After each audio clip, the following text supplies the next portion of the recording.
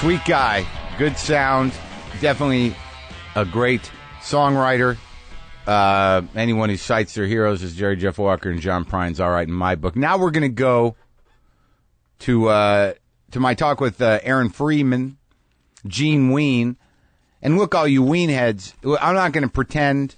You know, I know Ween is like Zappa in the sense that, like, you know, either you know it all or you don't know enough in the eyes of those who know it all. I came to this interview because I had an opportunity. I had a tremendous amount of respect for Ween, but I'm not deeply a Ween dude. I appreciate them, but I do not know everything they have ever done. And I'm straight up with that, with Aaron, Gene. And also I want to make it known that we got this interview in the can before the disbanding of Ween, and I hope that doesn't... so that was not talked about. I did sense a little bit of tension when I brought it up, but it was not addressed.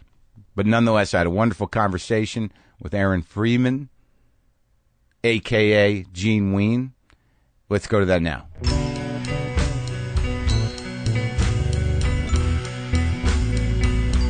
What name do you go by as a person? Aaron. You said that with a bit of yes, an edge to it. Well, I've been having an identity crisis, so this whole thing is Aaron Freeman. Yeah? Oh, yeah. From here on out, you're Aaron Freeman. Yes, for sure. Well, that's interesting. The slight tinge of anger. With yes, right? With the Aaron Freeman. Like you're carrying a little baggage behind the. You're carrying some Gene Ween baggage. I'm carrying some Gene Ween baggage. Yes, I've been. No, there's nothing wrong with Gene Ween, but yeah, I've been. But well, does this album, on some level, is this I'm here, I'm Aaron? Yeah, for sure. Yeah, it's, yeah. I like the record. Thanks. And I have to be honest from the outset. How old are you? You're a little younger than me. I just turned 42. So I'm 48. Mm-hmm. Did you think you're all grown up and shit now? Yes. It's odd. I have to be straight up with you in that, it's impossible to cram on Ween. In the sense that, there's no way that, as familiar as I am with a couple of your records, when you look at the whole catalog, it's like, oh, fuck, I'm not going to be able to do this in 2 days. Yeah. And so I don't want to miss any opportunities to talk about certain things. I don't want to get a bunch of Ween fans mad at me. That's all right. There's nothing wrong nothing worse than angry Ween fans. No, angry Ween fans are tough. What is Ween attract? Oh, well, Ween fans are generally well behaved, I've found. Yeah. The thing that gets me the most is in Ween, we always said to bring food to the shows, so we would get all kinds of crazy food. Yeah. Now, of course, that leads to paranoia that all the food is spiked with something, because at one point, I believe it was in Austria, back when we first started asking for food, and we got this chicken, and I swear it was spiked with male hormones or some sort of hormone thing. And really? Yeah. Do you think, why would somebody do that though? Because I get a lot of food at my shows too now that people like to bake for me. Yes. And there's always this fear that someone's going to do something with drugs, because I don't do drugs anymore. Right. And I don't know, why someone who would do that wouldn't be really a fan. They'd be out to fuck with you. I mean, hormones is sort of a vague and odd thing. The hormone thing was weird, and maybe it wasn't hormones, but I like to say it was hormones. Well, what were the symptoms? I don't know what hormones would do exactly. Did you grow another penis? By the end of the show, we I've got both two dicks. grew extra penises. Exactly. It was really intense. But, we do. We get spiked baked goods, too. You do? Because people think that we would enjoy that. And I don't do drugs anymore either. And it's, so I have to watch out. But our sound man eats them all, and he's okay. He's willing to, I don't know what's in him, but let's... Yeah. Well, you did cultivate a kind of trippy following. I mean, I know there was a lot of talk of drugs in a lot of the songs, but was that the life you were living? It was the life we were living. For a while, yeah. I'd say for a bunch of records, it was the lifestyle. When and I think this goes across the board with any musician, when you're actually recording the music and writing songs, you're not so, high on whatever said substance. But yeah, there was a lot of stuff going on for sure. I watched some really old videos of you two. You looked like you were 15 or 16. It couldn't have been that. It was on some local TV show. You were doing the '76 song with your, with the 4-track, and they were marveling at this setup. Oh yeah, the Jane Pratt show. Right. Yes. What year was that? That was probably 93. And the big thing was like, look, it's a miracle. There's just two of them, and there's many instruments. I know. And how old were you? Well, if it was 93, I was 23. Yeah. Right? So Yeah. I was born in 1970, so it's pretty easy for me right. to do that. And the when, math. When you guys started that, and we'll get to the solo stuff, but I want to make sure I cover my bases, because I kind of think it's sort of fascinating when a musical artist has a very specific following, a very loyal following, and then do you even know how many records you have out, all said and done? Well, something I know, like 11. Studio records. Yeah, I think it's 11, And but then- don't quote me on that. But how many, sort of demos and bootlegs and things that you are still in charge of? Yeah, that's the thing, is we have a lot of, we have a couple live records out. We have this thing called Shinola, which is Like a greatest hits? which is outtakes. Oh, it's all We haven't outtakes? done a greatest hits record yet. Would you know what those would be? No. And from what I gather, you don't get to pick them either, which is really cool. Because I would really be curious to know what some record label would pick. When you guys started, when you met him, your partner, the other Ween. Yes. What's his real name? Mickey Melchiondo. Yes. You guys were in junior high? Yeah, we were in junior high, Yeah. and we didn't like each other at all. It was one of those. Was there bitter enemies? active spite? Oh, yeah. But yeah. you must have been sort of nerdy, right? We were kind of nerdy. I think Mickey was grasping with being a jock. And really? Also, He was on the cusp? He was on the cusp. Uh-huh. And I was pretty much the opposite of that. So I think I reminded him of all that he wanted to be but didn't want to be at the same time. Right. So was he a guitar player then, though? he was a thumb guitar player. He tuned the guitar to E. Oh, okay. And So just it's played the G, bars? You just go up Yeah, and yeah, down. right. So, and that's how we got together. We got together. I remember we exchanged records. He was really into the punk rock scene, and I was into the new wave stuff. I was listening to Laurie Anderson and Devo, and Sure. he was I listening remember to when the that- Dead Kennedys Right. and stuff like that. So, So that was like, what, 84? 84, 85. Yeah. I remember that first Laurie Anderson record. and Yeah, the Devo yeah. records. Oh, yeah. And he was listening to who? And he was listening to stuff like the Dead Kennedys and So that was- Suicidal Tendencies, whatever. That all the- sort of happened around the same time. I guess like that stuff, the punk stuff, happened a little before, maybe? It did, and then it carried over into the mid-'80s. There was a real heavy punk scene then. But like it was when I was in high school, and I graduated in '81. Punk had not integrated itself into the campus yet as an archetype. Yeah. It was still freaks and Yeah. jocks. Yeah, and, yeah, yeah. And then whatever minorities paired away and just did what their thing was. Yeah. But by the time you were in high school, the punk was entrenched. It was, but it was still a scene. Yeah. It was cool because you could actually get into that scene and be into that scene. That kind of stuff is dissolved nowadays. But yeah, there was the new wave kids, and The punk rock kids, and that this was and that. the only difference was a haircut and a skinny tie. Exactly. And I had the trench coat and the skinny tie. And the buttons? Did you have buttons? I had the buttons. Yeah, I had a yin and yang button. Oh, yeah. It was a mess. And yeah, I think that was both. They were both sort of effective reactions to the end of disco. I think between punk and new wave, that was the target was disco, right? Sure. But let's put an end to this. Yeah. But new wave sort of definitely had factions of pretty cheesy music. Oh, I loved it. I loved it. I remember in high school, some girl told me I looked like the guy from Tears for Fears. So Right.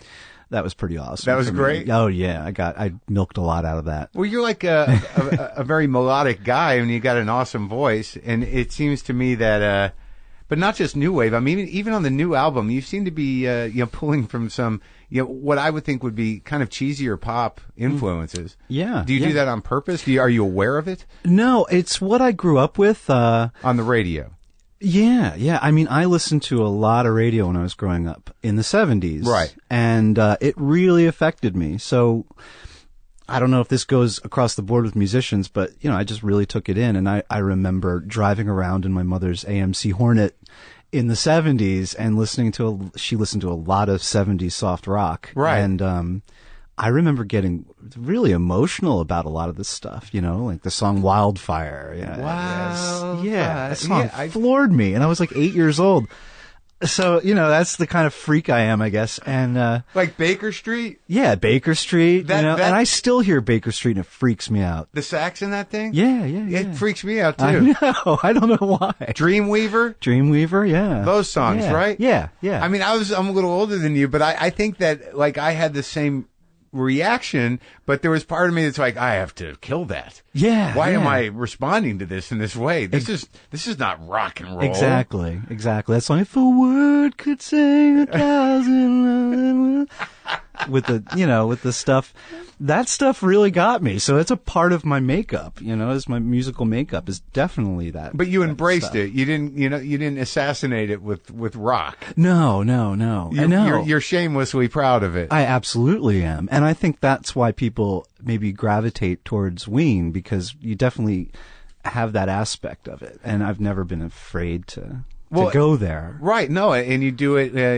with an open heart, but with like, I think a lot of people would think, somewhat, I think that Ween could be interpreted as having a sardonic sense of humor if you listen to it in a different way. I mean, you're obviously embracing the form and you do it beautifully, but then you've got, some people are like, well, why are they doing it? It's got to be a joke. Oh, but it's a very well articulated and sophisticated joke. Yeah. It's to the point where it's not funny. Right. It's like I guess I don't know what to make of that. It's not funny, and I always laughed because I like to laugh. I mean, the humor is an important part of music. Sure, but people have always given Ween way too much credit for being these smart craftsmen, satirical, and it's like, we're not. I mean, it's really very simple, You love the music. Yeah.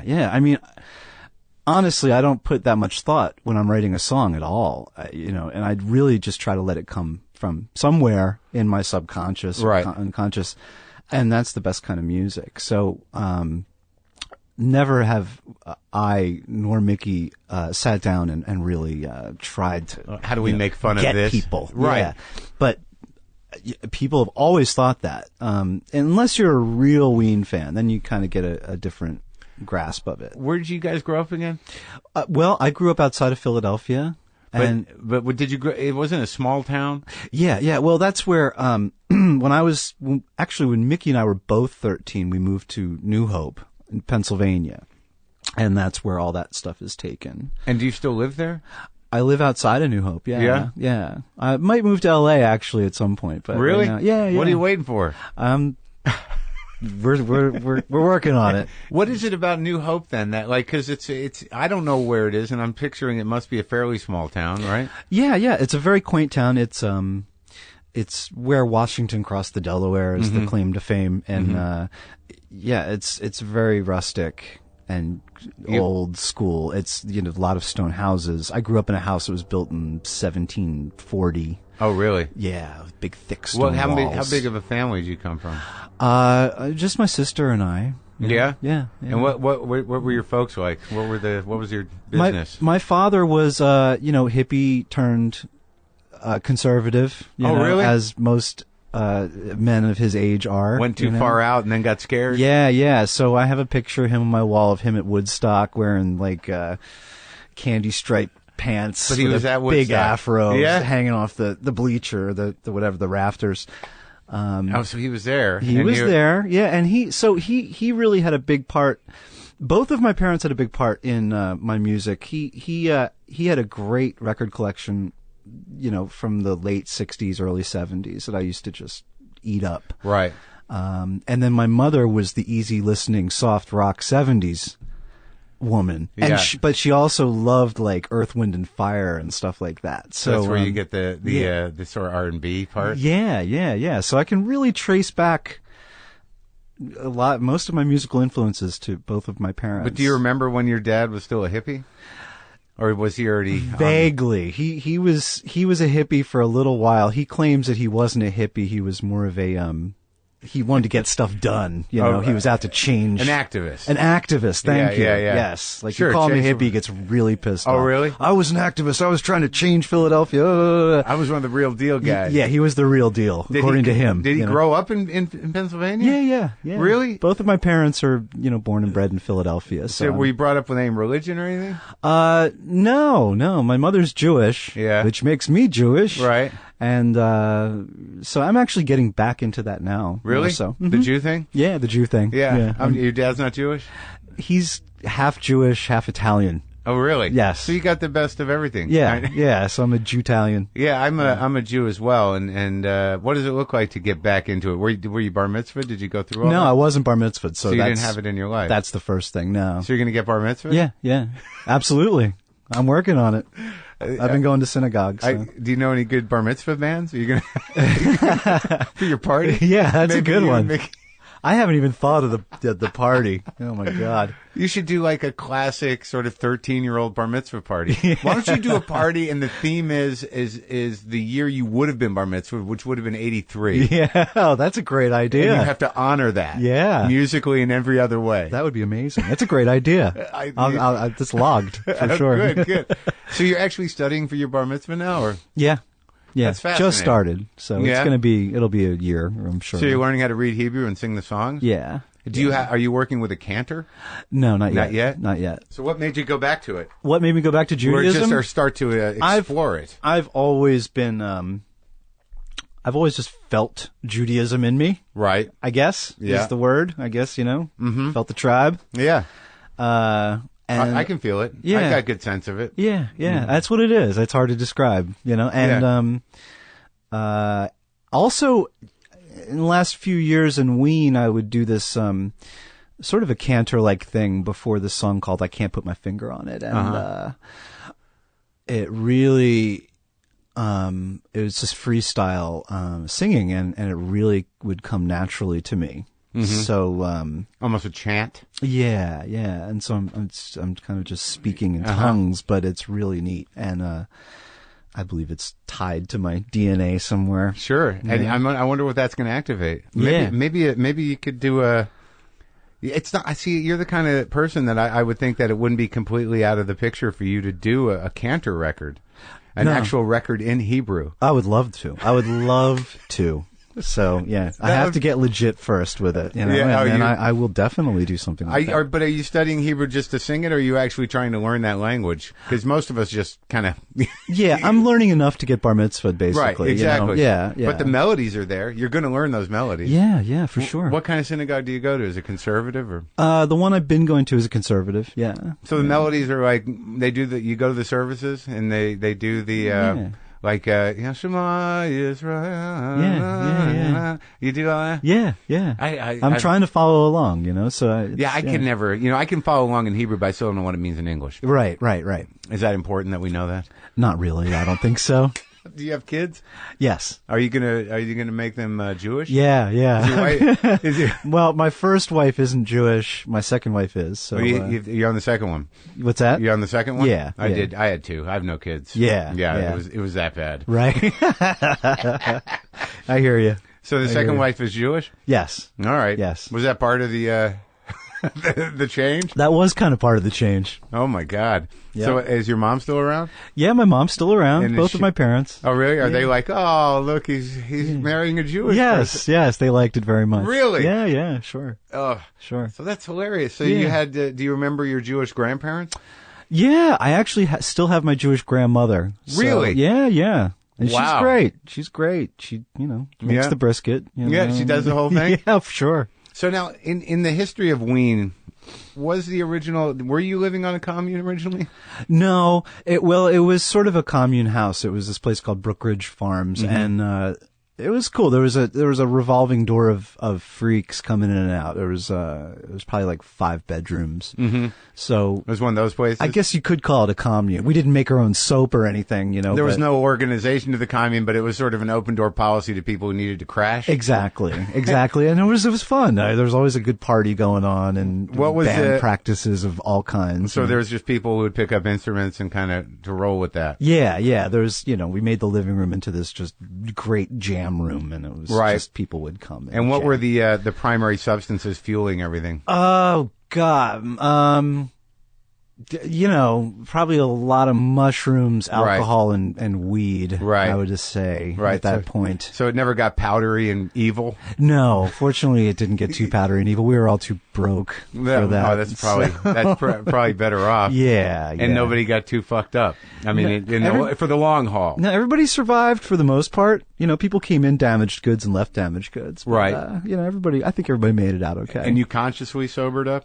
I did, yeah. Like nothing anymore? No, I find that abstinence is the best. Yeah, me too. You can't. Me too. Once you get that frame of mind, you have that switch. There's nothing. Yeah, because you just can't. Because it's sort of like, well, that's just going to be a domino effect. It really is, and I've tried it so many times. Really, and the controlled. Yeah, you can't smoke weed like a gentleman. You can't I love when they say that. Yeah. No, it's like go have a drink like a gentleman. What does that mean? Every day at a certain time? Exactly. You mean I put a time frame on it? Yeah. So no, I can't drink like a gentleman under any circumstances. Now, in terms of like I re-listened to Pure Guava yesterday. Some of the music that you make is not easy to listen to. Oh, yeah. And do you know that? Yeah. Especially if you've been listening to Pure Guava. Yeah, it's not easy to listen to.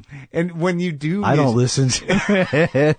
But it was obviously some sort of psychedelic experiment. It was. You were going for musical textures, and you were trying to have an effect. Yeah. And when you look back at experimenting with psychedelic music, I mean, what was your agenda really, in the sense of what were you trying to push for? What were you trying to get at? Yeah. Well, there never was an agenda. I can honestly say that. I mean, the only thing Not even if it was to see if it would hold together? No. The way that Ween worked is we would just write a song, do whatever, and never have any boundaries. Right. And if it was good, we'd use it. If it wasn't, we wouldn't. And believe me, there's a lot of stuff that you'll never hear. You sure? Now, yeah, well, maybe it's someday. It's interesting when people get older. They're like, "Well, fuck it, put it out." Yeah. We were 15. Yeah, exactly. But we were never perfectionists that way. I mean, especially if you're listening to Pure Guava, that's a real. That was some deep stuff at that point. Like in what way? That was in deep your into mind? the like come out of a 2-week mushroom haze. Oh, really? And then record 3 songs. Yeah. So So you're still like all that weird the sort of the oral texture of it was definitely shroomy. Oh yeah, a lot of shrooms on Pure Guava. I can honestly say as soon as you say Pure Guava, I think of this. Yeah. Do you get a little sweaty and so? Yes, I do. I do. And so I mean that record in particular. But it popped the one like I don't know how many bona fide hits you had, but that the Daisy song was a huge hit. Oh yeah, I know. But and it sits alone in that fucking record. I know. What did you? It took like 3 seconds to write that song too. It was really funny. But that's amazing about the music business. Were you baffled and amazed that out of that cow dung, inspired thing, that the one flower was this. That Daisy song. Yeah, I couldn't believe it. It was ridiculous. I remember, it literally took about 2.5 minutes to record that song on the 4-track, and it was right at the time when Nirvana was breaking, and I remember all the record companies were scrambling for new and alternative type stuff. And we had just signed to Elektra. That's a big label. Yeah, and they wanted Pure Guava. And you'd already recorded the record. I believe we did. All those records were recorded on a 4-track in our apartment. We were living together at the time. And so Elektra puts it out, and then they suddenly pushed Little Daisies as getting played all over the country, and I just sat back. I never said anything. It was like, okay. But you made some money on that tune, right? A little bit, Yeah, it put us on the map with a lot of people. Right. I mean, that tour led us to Australia, and I remember Push the Little Daisies was huge in Australia. Yeah. And we got off this plane, and it was one of those like walk down from the planes. And it was literally like my Beatles moment. There's all these kids, and they're all there Push the Little Daisies. I was like, you got to be kidding me. Was there one of those moments, though, when did you find that wave of new fans, like when people who came for that song would have to like sort of like, what? Who are these guys? Oh yeah, yeah. Oh, I loved that. Yeah, yeah. All these innocent victims we got to just slay. Time to blow some minds. Oh yeah. And because back then it was the two of us in a we used a DAT player to play our bass and drums. So it was just the two of you, and it was rough, man. Yeah. And you were playing. How big were the rooms? Well, it spiked at that point, right? And it went back down, and then it came back up. But we were playing in front of a lot of new faces. Put it that way. I can't imagine what it must be like to, because at that time. And I think still now to some degree outside of DJing is that, people are accustomed to seeing a band. So when it's just two young guys with a machine. Oh, yeah. I mean, were there moments where it's like, what the fuck? Oh, yeah. We pissed people off, man. It was so fun. Because when we have a band where we try to really put on a great show. I've seen the live footage. You guys rock pretty hard there. Yeah, yeah. But when it was two of us, it was pretty much like performance art. Mm-hmm. And boy, we had a lot of interesting, we opened up for Fugazi once, who's real straight edge. Sure. And we, at that time, taking a lot of mushrooms, came out and just, they just hated us. I remember there was like 1,000 Fugazi fans, and they were just, and I was so hot. I was just like, come on, guys. You love us. You love it. And they just started throwing gum in our hair and stuff. Like, did you hold your ground? We did. You did your whole set? I just laughed. I was laughing so hard. You were on shrooms at the time. Yeah. Oh, yeah. So everything was vibrating. Everything was vibrating. It didn't get too evil. I was telling them to come up and give me a kiss, and they were just hating. There was so much hate going on. So I like to think that we changed the world a little bit that night. Well, did you find that even with the was it the 12 great country hits? Is that what it was called? Uh-huh. Did you provoke any hostility from the country people? No, we didn't. No, that was a great experience all around. What was the choice to when you got into that? You wanted to play with those musicians. Yeah. It was all facilitated by Ben Vaughn, who produced my new thing, and we had these songs that had a country vibe to them, and Ben Vaughn, we got him aboard, and he went. He knew that. Down in Nashville, these guys are all kind of not doing anything, but they belong to a union, and these heavy cats down there. Yeah, they've been there forever. And so we got them. We got Charlie McCoy, who was a really famous harmonica player and, played on every record, back then, Nashville Skyline and all that stuff. And, did he? He worked at, oh yeah? Oh yeah, they all did. And, so they're used to, these kind of like hippie upstarts coming down. They were. Our band in particular, the ones we got were all probably in their 60s, mid-60s. And they had stories about Leonard Cohen coming down there, about Bob Dylan. They had great Bob Dylan stories. Oh, yeah? Just like, they would be like, yeah, man, he was working on something, Sad-Eyed Lady of the Lowlands or something, and he was trying to finish it, and he didn't shower, and he came in and he was such a dick, and really stunk up the whole place. You guys must have been eating that shit up. I loved it. And apparently I don't know if I'll get in trouble for this, but Leonard Cohen had some guy some guy in the studio with him, and he would apparently, according to this legend, stop recording mid-track and have his friend beat him on the back with a leather whip. And then the guy would say, you need to repent. Really? Yeah, and if you love Leonard Cohen like I do, that makes perfect sense. It's like, I need to repent. Yeah. And the guy, you get whipped with the leather slash. I could see that. Start recording again. These guys were down there like, I couldn't believe that Leonard Cohen guy down there, Because most guys bring a dude with blow, a little drug bag. He's got a guy with a whip. Yes. And it's not even a sexual thing. No, it wasn't. It was, I just thought that was the funniest story. So you record with these great great country guys. Were they impressed with you? I mean, did they? They did. They loved it. Yeah? They had a great time. Yeah. They were worried about getting in trouble with their wives. I think a couple of them, they said that. For what? I don't know. Just a couple of the songs. They weren't. They were They cool. were dirty? Yeah, they're dirty. Don't let my wife hear this one. Who else were the major influences? Like in names, not just tone. Well, I mean, there was a lot of, like we were talking about, 70s soft rock influence. Yeah. And then as I got older, Prince had a big impact on me. The Beatles had a big impact on me. Like which albums? All of them. I'm Yeah. a huge Beatles head. Yeah. They really blew my mind. I can't. It's unbelievable to me that like I go back to them now. Like I'll just be listening. I mean, I've got thousands of choices. Yeah. But I'll go back to like very specific Beatles albums and Beatles songs for weird reasons. Like sometimes I just have to listen to "Flying" on Magical Mystery Tour. Out of all the Beatles songs in the world, Yeah, sure. Yeah. You just need to listen to that occasionally. It never gets old. I mean, it was a real peak of everything. Isn't that fascinating though? Like how the fuck did they create this alchemy where they have like I would say 80% of their catalog is legitimately timeless. Yeah, I know. Like I know. not like the older ones. You're like, well, they're doing that. There's a sound to it that was familiar with other musicians. Yeah. But there's a bunch where you're like, where did this fucking come from? I know. There's no rhyme or reason to it. I think once there's a lot of great bands or great music.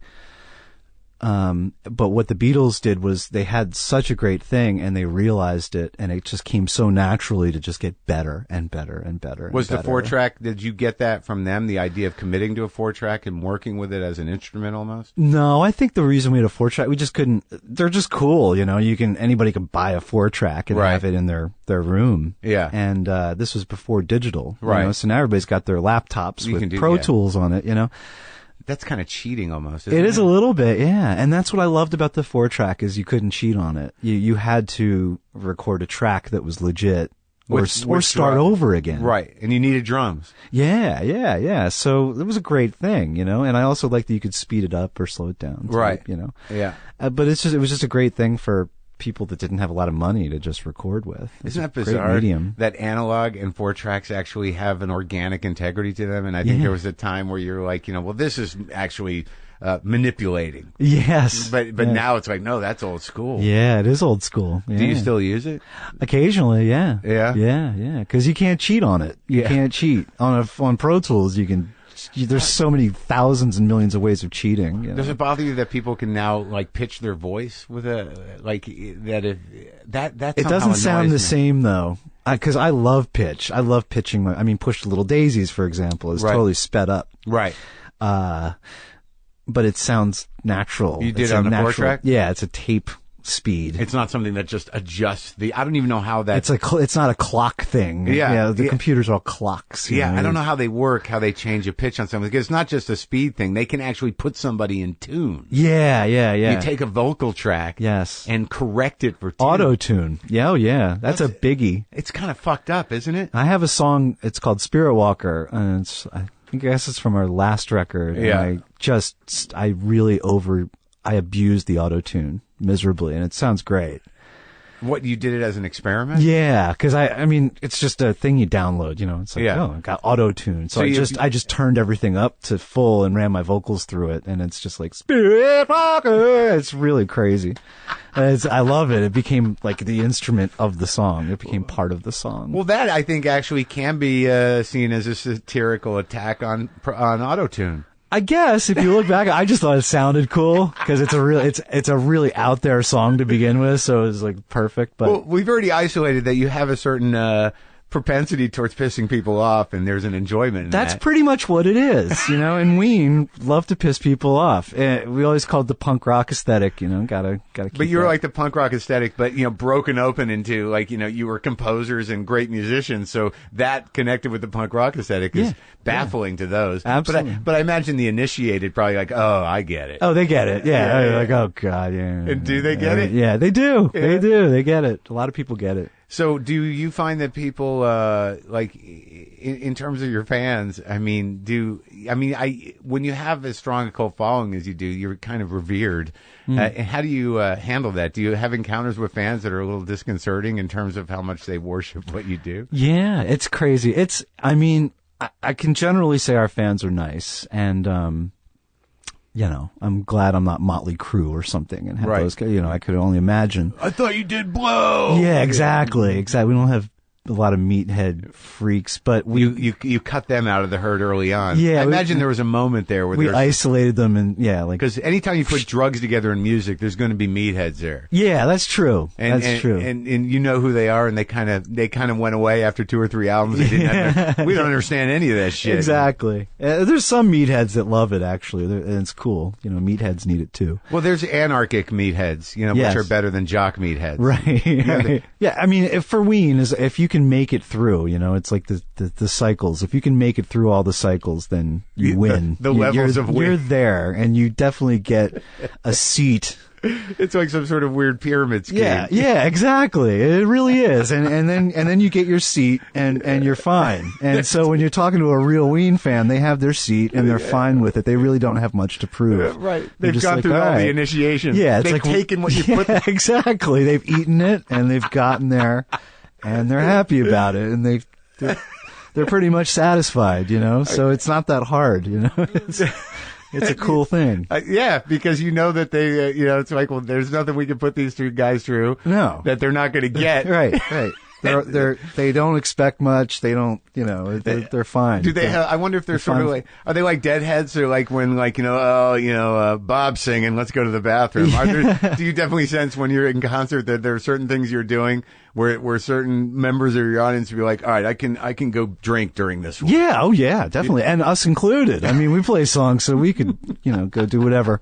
Right. So yeah, and people know it, you know. There's a song Pandy Fackler we do. It's like 12-minute vamp. You know, and everybody goes and smokes. Trying to go to the bathroom. Yeah, they go smoke or do whatever they got to do. And you know that. And I am too. I'm in the dressing room. Right. You know, I take out my stuff and I'm just sitting out, hanging out. Yeah. Then I go back on stage. But you put that in there for that reason. Oh yeah. But our keyboard player loved it, you know, because he plays on it. Yeah, he plays on it. So. That's his time. Yeah. So the real diehards who don't have to go to the bathroom and smoke weed are like, oh no, this is my favorite part. Oh yeah. There's always those people. Yeah. Oh okay. Man. Everyone's missing the best thing. Totally. So what led to this is the first solo album, huh? Yep. First solo record. Were you just hanging out and decided like? Yeah, I was hanging out. We were coming down the East Coast, and we hit L.A. and I was hanging out with Ben Vaughn, and he's your producer guy. Yeah, he produced this record and sort of got the whole thing together. And he was working on. This was just something that he's been thinking about doing with you. Yeah, well, not with me at the time, but. Yeah, once we started talking about it, we realized I would love to do it, and I'd be perfect for it. What was he thinking about it exactly in terms of conceiving the record? Like, what's a producer bring to it? What did he bring to it? He brought the musicians together. He picked the songs, and they were your songs, though. No, it's all the stuff by a gentleman, Rod McEwen. So these are all Rod McEwen songs? They're all Rod McEwen songs. So it's really a tribute record to Rod McEwen. So we picked out 14 Rod McEwen songs, or Ben did. Because I listened to the record and I read some press about Rod McEwen. I thought it's just another one of your influences. Just sounds like Rod McEwen. But that's the hook of the song. Yeah, man. Yeah. I didn't write anything on my first solo record, which is perfect. I just sang. It's interesting because, this is like a testimony to the way I handle interviews. But, because Rod McEwen is one of those guys who like was around when I was a kid, you know, because I was 13 in 76, and you know he was this like weird cultural poet laureate. Yes, and it definitely got pushed aside by rock and roll culture as some sort of cheesy remnant. Mm-hmm. But he was hugely popular, and his books were hugely popular. And I think he did write a couple of hit songs for other people. Did he not? Oh, he did. Yeah. Well, Seasons in the Sun, and right. Gene he wrote. The song Gene, yeah. Gene, the roses are red and all the leaves have gone green. And that you covered that. Covered that. You didn't do Seasons in the Sun, though. No, didn't do Seasons in the Sun. One of the most haunting, fucked up songs in the world.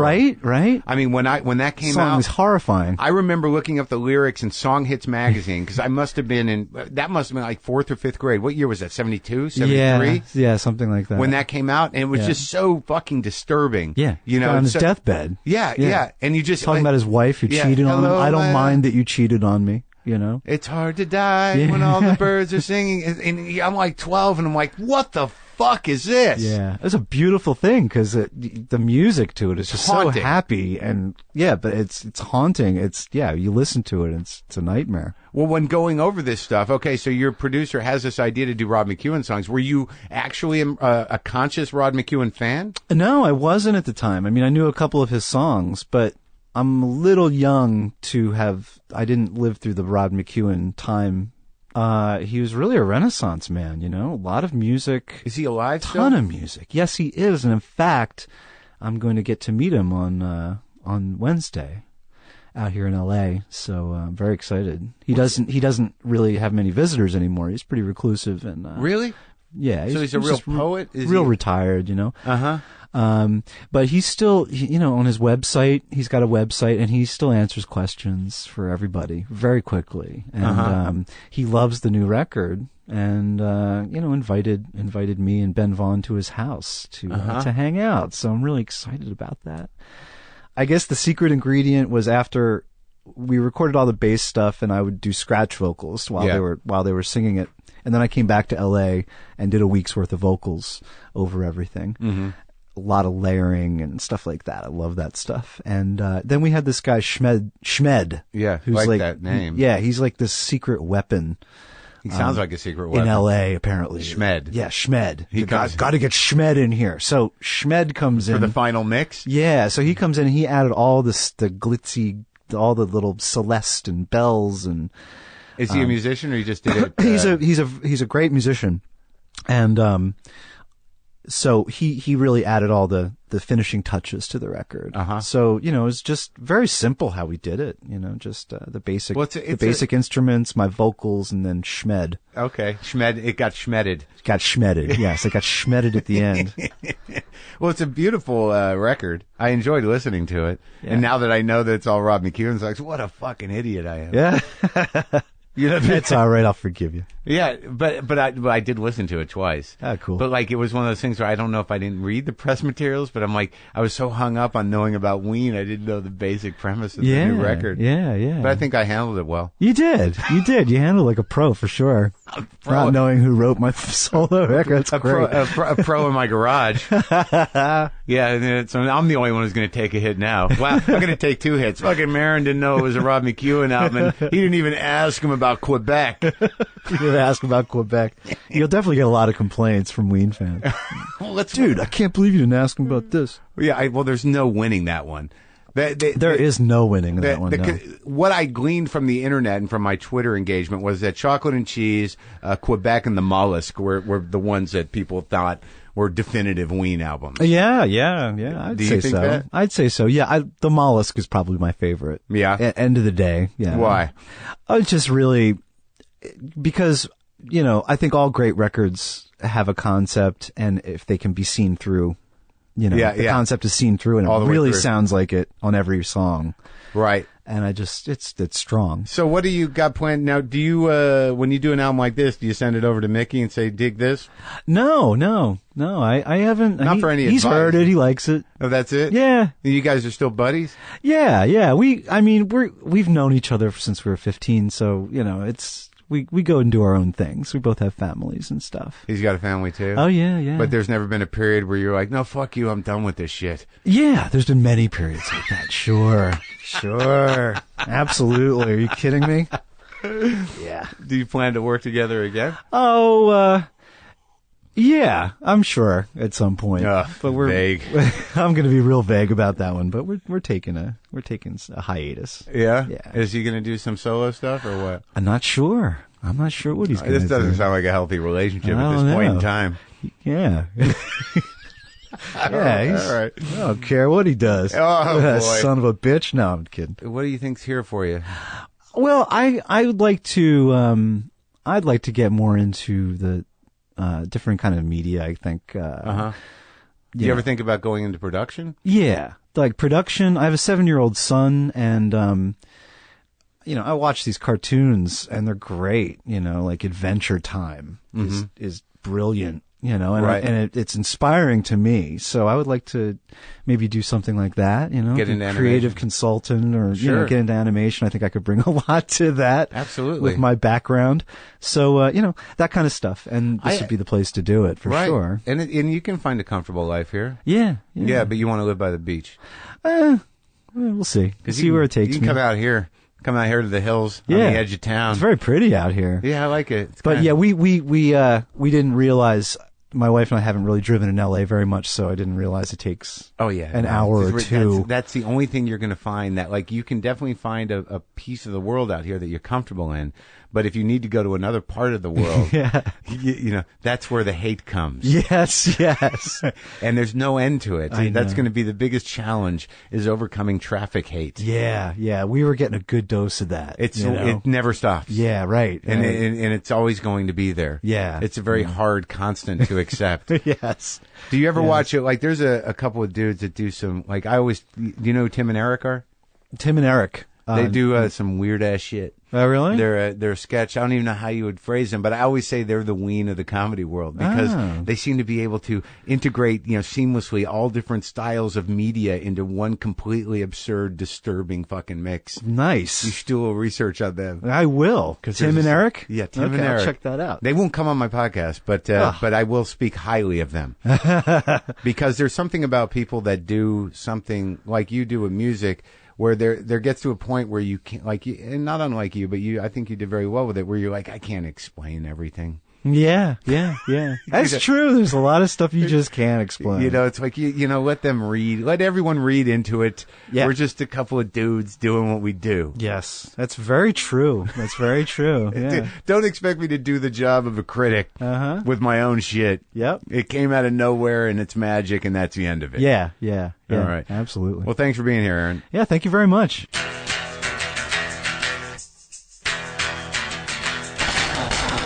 Well, there you go. Gene Ween / Aaron Freeman. I think Aaron Freeman now for the rest of his life. No longer Gene Ween. I hope you enjoyed that. That was our music doubleheader. That's our shows. Our show. Next week, we will be doing 3 shows. 3 completely new shows on Monday, Wednesday, and Friday. It's not necessarily going to be a regular thing. It's just that we need to do it right now because I've been talking to a lot of people. Pow. Already did that. Lighthearted pal. What else? Go to WTFpod.com for all your WTF pod needs. Get the app. Get some posters. Going to be putting up new posters there next week. A couple new ones from the Chicago artist. Also, you can go to Twitter. I'm Marc Maron on Twitter. I never say that. Also on Facebook, you can go to the fan page, Marc Maron. Do that thing. I'm not that active on Facebook. I'm tired of Facebook. I'm tired of it. Anywhere where your parents are is not the place for you. Do I still believe that? Am I still that kid? Hey, my mom's here. I'm not going to hang out.